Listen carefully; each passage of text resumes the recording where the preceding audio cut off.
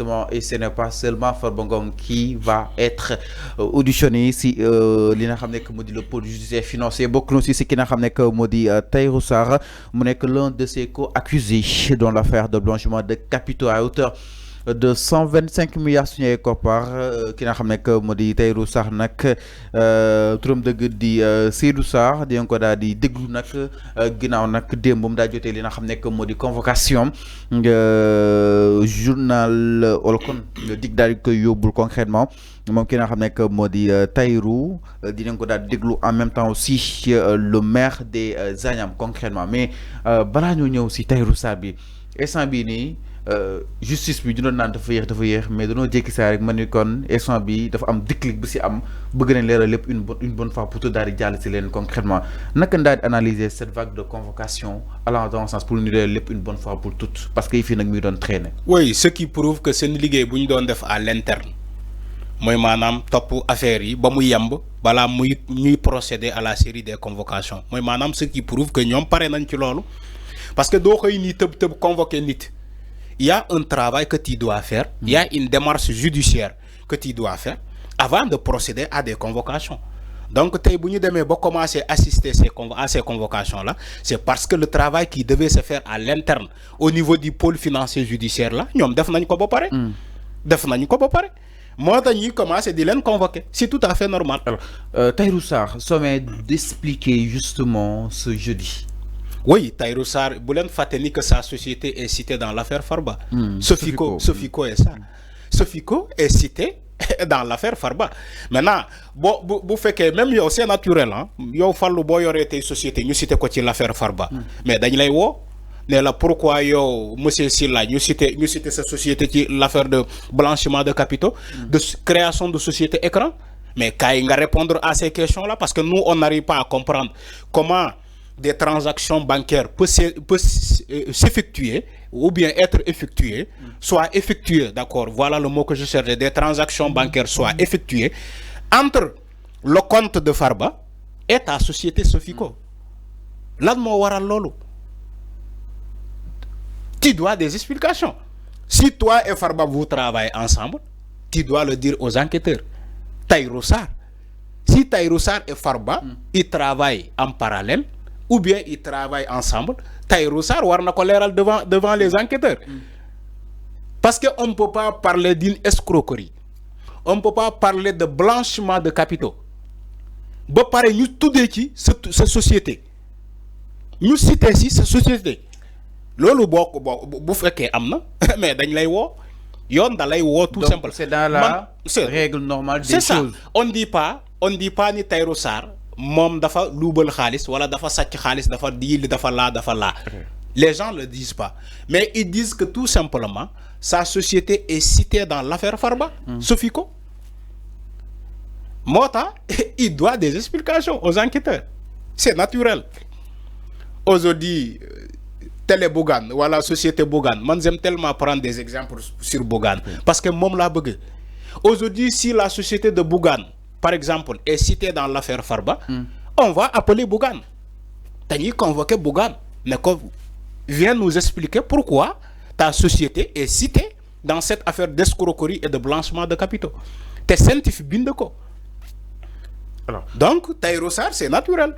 Alors, il doit des explications. Alors, moi, li nga xam ne que moo di méga business solution à Sofico, le ministère des virements et le versement de 3,5 milliards du trésor public. Il y a une transaction. Manam lolu amul benn li nga xam ne que moo di traçabilité bu ci am.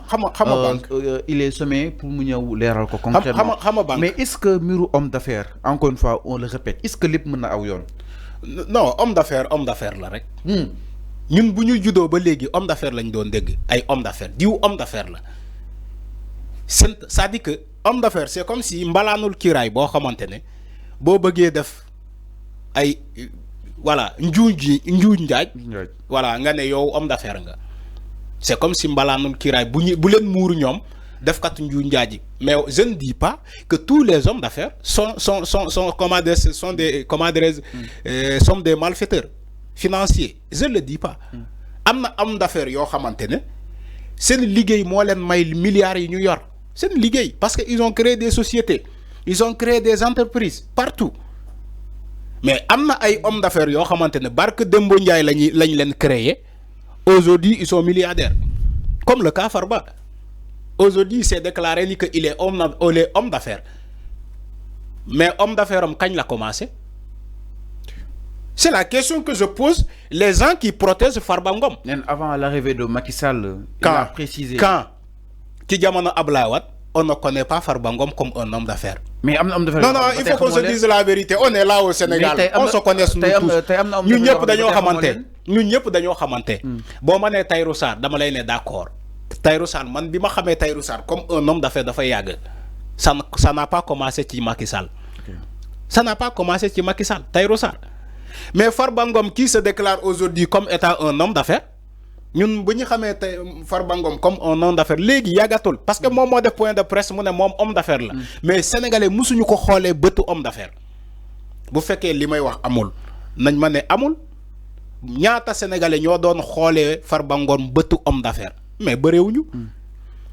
Parce que bëtu courtier lañ ko doon xoolee bëtu géwél lañ ko doon xoolee. Comment dire, député lañ ko doon xolé. Aujourd'hui c'est Farba là qui se déclare que lui il est un homme d'affaires ci jamono Macky Sall ba mu ñëwé la déclarer officiellement ni que c'est un homme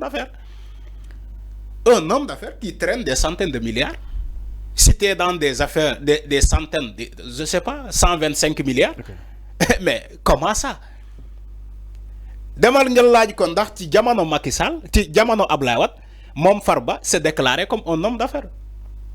Pas du tout. Pas du tout. Donc, lolo bu amé, c'est tout à fait normal. Nous l'avons dit, nous l'avons l'air. Dafa wara leral ci ce scandale des 125 milliards ñu koy tuddu ñi laaj aussi ñi lañ leen bëggal peut-être ki nga xamné que modi Tahirou Sarr parce que tantôt ñu né ci 94 milliards yi loxo mi ngi ci tantôt ñu né keuru Assemblée nationale bi mu nekk ben bataille bu rude mom mu jé ko gagner et tant d'autres est-ce que tay ji comme niko peut-être ñen joxé que ni Tahirou est dans le viseur concrètement mais Tahirou aussi il est dans le viseur dañ koy japp yobbu ko kasso parce que mënul scandale bu ñëw ñu cité la ci Tahirou toogul këram ñu cité ko Tahirou Sarr toogul këram ñu cité ko ci ces dossiers là. Il y a combien de dossiers qu'on a cité Tahirou Sarr maintenant bu fekkee dañ ko tooñ c'est énorme xanaa boo ko tooñee ci dossier bi beneen dossier bi doo ko tooñ de nañu waxante dëgg tu peux pas être cité dossier bu ñëw ñu cité la ci yow kon war naa xoolaat sa bopp sénégalais war nañu dem gëstu pour xam ni kooku mooy kana parce que man d'accord naa man Arfan nga cité ma ci benn dossier ma dem seetal sama bopp mais du amati mu jeex takk mais Arfan dossier bu ñëw ñu cité ko ci dossier escroquerie ñu cité Arfan ak société am dossier suuf si ñu cité Arfan ak société am dossier or diamant ñu cité la dossier pétrole gaz ñu cité la yow bàyyoo benn dossier patrimoine bâti de l'État ñu cité la ci mais kooku war nañu xam moom mooy kan il faut pas ñi jàpp ni que dañoo tégg bët Tahirou Sarr déedéet Tahirou Sarr mënuñu ko cité ci dossier bu ñëw ñu cité ko ci ba pare ngeen nen yoon du xool moom mooy kan yoon du ko convoqué peut-être un homme d'affaires oui un homme d'affaires qui a les mains liées si jamonoy Macky Sall un homme d'affaires qui a les mains liées c'est ça un homme d'affaires qui a les mains liées tu comprends par là mais c'est ça on te cite dans toutes les affaires sombres. Qu'est-ce qu'il explique? Tu dois des explications aux enquêteurs. Dossier Bougnon, nous citons là. Mais parce que tu as les mains liés. Mais est-ce que je te donne un exemple. Je te donne un exemple. Mais est-ce que je suis à 100% je te donne un exemple. Il y a un homme d'affaires au Sénégal. Do len deug ben ci ben scandale ñaata homme d'affaires ñoo nek Sénégal do len mëss deug fenn pourtant ñu ngi liggéey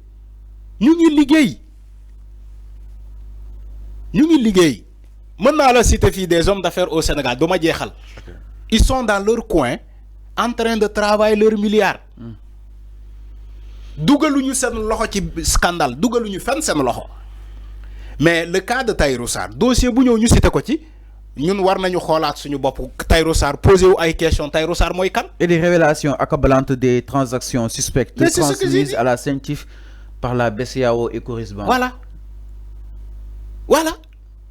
Voilà ces scandales-là, c'est-à-dire que même beaucoup de s'étalent, parce que j'ai vu des journaux qui ont tenté de le blanchir. Semaine passée, j'ai vu des journaux. Qu'est-ce qu'ils veulent à Tahirou Sarr? Oui, je vois des journaux qui tentent de blanchir même Tahirou Sarr. Des journaux. C'est pas la justice qui le blanchit, mais plutôt c'est des journaux. Et journaux qui presse Sénégal nous blanchir Tahirou Sarr. C'est pas comme ça. La presse, c'est pas un tribunal. La presse, c'est pas des maïsera qui sont là-bas. C'est des journalistes. À quand les journalistes commencent à blanchir, à faire de s'immiscer dans la justice, dans les affaires de la justice, les journaux talk de blanchir un homme d'affaires. Ils disent oui, à quoi le régime oui, Tahirou est blanchi par la DIC. Dis-nous cette titrage de la vie. Tahirou Sarr est blanchi par la DIC, la division d'investigation criminelle. Les journaux titrés, on a dit Tahirou Sarr est blanchi par la DIC. Tu vois? Des journaux même qui font le procès de Tahirou Sarr.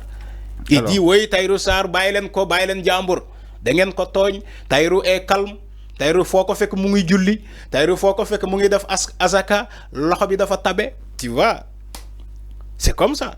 Alors, lolu moy Sénégal. Mota fi pour nga mëna def reddition des comptes bu normal da fay metti parce que les gens agissent sous l'effet du sentiment, des sentiments. Les gens sont tellement sentimentaux.